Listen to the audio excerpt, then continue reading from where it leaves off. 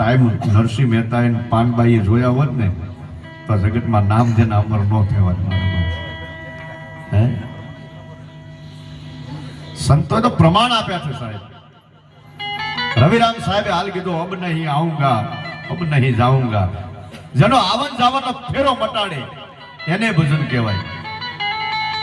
ભવના દુઃખ ભાગીને ભૂકો કરી નાખે એને ભજન કહેવાય.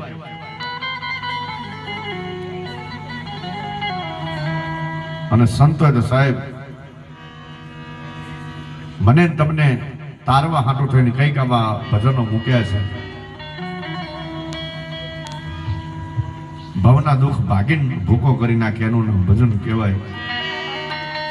મારો તમારો આવન જવાનો ફેરો મટાડે એને ભજન કહેવાય. પણ માણા 1000 માણા ભજનમાં બેહે પણ એક ભજન જો કદાચ માણસમાં બેહી જાય ને તો એ સંત થઈને પૂજાય. પણ માણસમાં ભજન બેહવું ને બહુ અઘરું. બારોડજી બહુ સારું બોલ્યા, જયંતિભાઈ સારું ગાયન, ભીખીબેન સારું ગાયન, ગોદલા ઉડીને હોઈ જવાની એના માટેના ભજન નથી. જન્મ તો આપ્યો સાહેબ, પણ ઈ જન્મને સાર્થક કરવા હાટું ભજન કરવું પડે. અને ભજન એટલા માટે કરવું પડે છે, સંતો કહે છે જન્મ તો લીધો પણ આપણું મૃત્યુ કેમ સુધરે ને એના માટે ભજન છે. મનોરંજન નથી ભજન સાહેબ. સંતો કહે છે, હું નથી કહેતો સાહેબ. આ ભજન આપણે કીર્તન ભક્તિ કરીએ છીએ, જેટલી મોજ આવે એમાંથી લેવાની. એ પણ આનંદની વાતો છે કે ભજન જ છે, પણ ભજન મનોરંજન નથી સાહેબ. ભજન છે ને મૃત્યુને સુધારવા માટે છે. અને ભજન એમ કહેવાય કે પાડોશી કરે ને આપણને ફાયદો થાય એ વાત ભૂલી જાય.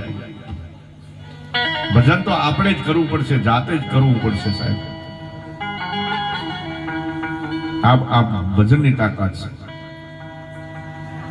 તમે આમાં જો આજનો માણસ મસાલામાં રોજના હોવ વાપરી નાખે, મોબાઈલમાં જેટલું પેટનું ન કરે ને એટલું નેટનું કરે. હા, જેટલું પેટમાં ન નાખે ને એટલું નેટમાં નાખે આજનો માણસ. અહીંયા માફ કરજો, કોઈ કોથળીઓ વાળા હોય ને થોયો બહો વાપરી નાખે, પણ ક્યાંક આવા ભજન હોય, ડાયરો હોય, ધર્મનું કામ હોય ને એમાં 10 રૂપિયા મૂકવાના હોય ને એમાં આમ થઈને બેહી રહ્યો હોય. ખોળિયા ખાલી કરવામાં માણસ પૈસા વાપરે, ખોળિયા બગાડવામાં. પણ એક રામના નામથી કદાચ 10 રૂપિયા મૂકે ને તો એ સાહેબ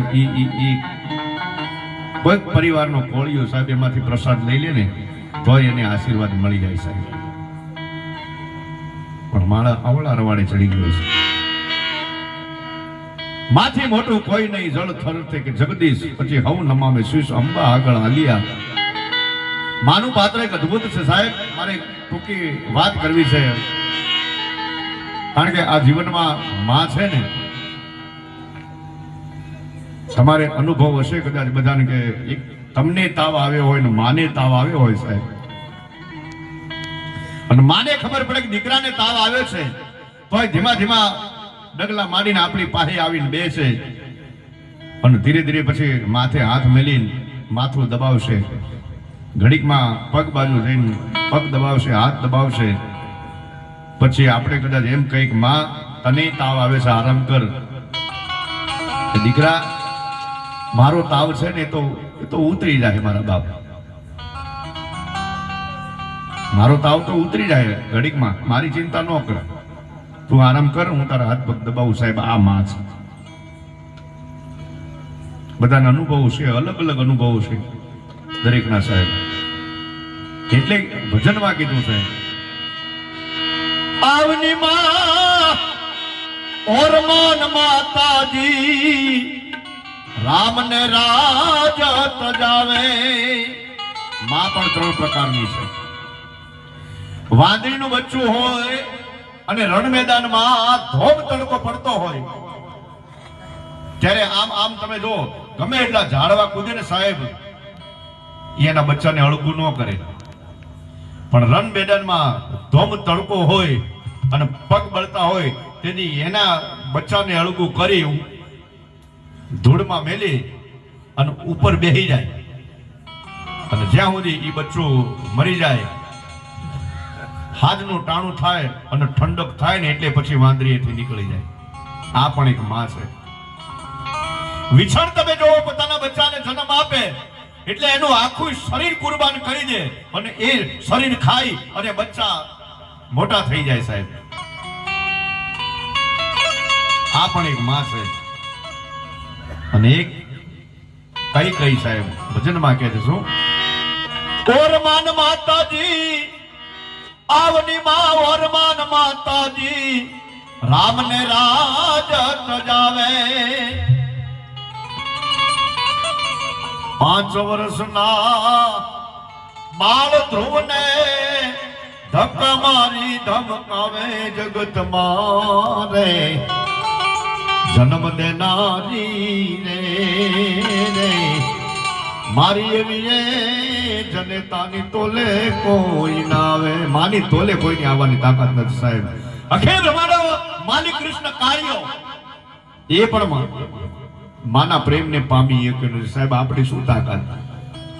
અને પત્ની એમાં મામા શું ફેર છે તમે જોજો. પત્ની કોને કહેવાય, માં કોને કહેવાય? કદાચ તમે 2-5 વર્ષથી બહાર હો અને કદાચ ઘેર ન આવ્યા હોય, તમે માના સમાચાર લેતો હોય, માં તમારા સમાચાર લેતી હોય, પણ કદાચ તમે એમ કહો કે માં આજે હું રાતના 1:30 વાગે આવવાનો છું, એ 5 વર્ષના ભાણા વાઈ ગયા દીકરાને જોઈએ,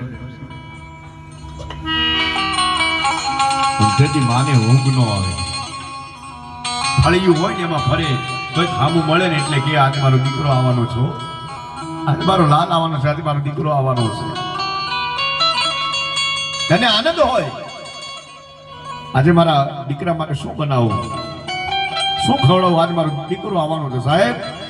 પછી માં જ્યાં સુધી દીકરો આવે ને ત્યાં સુધી ખાય નહીં સાહેબ. ઘરના બધા ઊંઘી ગયા હોય પણ જાગતી હોય તો ફક્ત માં જાગતી હોય કે આજે મારો દીકરો આવવાનો છે. અને રાતનો 1:30 વાગે દીકરો આવે અને હાકળ ખખડાવે, ઝબકીને જાગીને ઊભી થઈ જાય. હો માં. અને એ બારણું ખોલે અને દીકરો એમ કે માં આટલું કહેતા તો બટ ભરી જાય. છુમ્યું લે, એના ઓરણા લે, એને વાલ કરે, માથે હાથ પહેરી અને પછી બેહાડે. અને ધીરે ધીરે એમ કે લાકડીના ટેકે પાણીનો કળશીઓ લાવીને પોતાના દીકરાને આપે. લે બેટા, મારા બાપ થાકી ગયો છે કે. અને એ મીઠો હાથ ફેરવીને પાણી પાય ને એટલે દીકરાનો થાક ભાગીને ભૂકો થઈ જાય છે. અને પછી માં કહે કે દીકરા તારે ખાવાનું કેમ છે? કે માં મારે ખાવાનું છે. હવે તો સાહેબ રાતના 1:30-2 વાગ્યા છે. દીકરો કહે છે કે માં મારે ખાવું છે. અને તેથી લોટનો લોયો કરી તાવડીમાં નાખી ડુંગળીનો દડો છોલી અને દીકરાની થાળીમાં આમ કે લે બેટા, અત્યારે તો કાંઈ બીજું છે નહીં, પણ લે મારા લાલ તું ખાઈ લે. એ રાતના 1:30-2 વાગે એમ કહેવાય કે રોટલો ઘડી અને ખવડાવીને હોવાડે ને એનું નામ માં. હવે સાંભળજો, કદાચ આની આ ઘટના કદાચ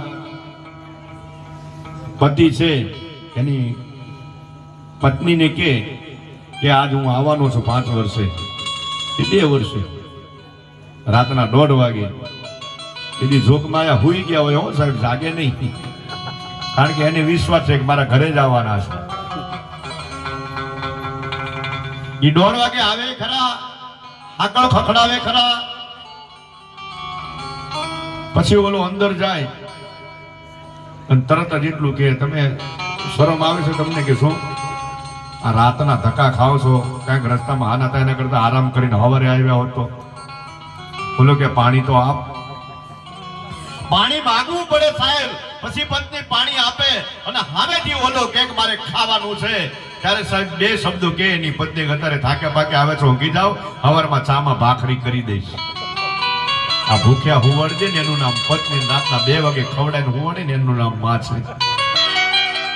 એટલે કીધું કે મોટે બોલું માં, પછી મને હાથે નાનપણ હાબરે મલક આખાની મજા, પછી મને કડવી લાગે કાગડા. માં તો માં છે સાહેબ. ગામડાનો એક પ્રસંગ છે સાહેબ.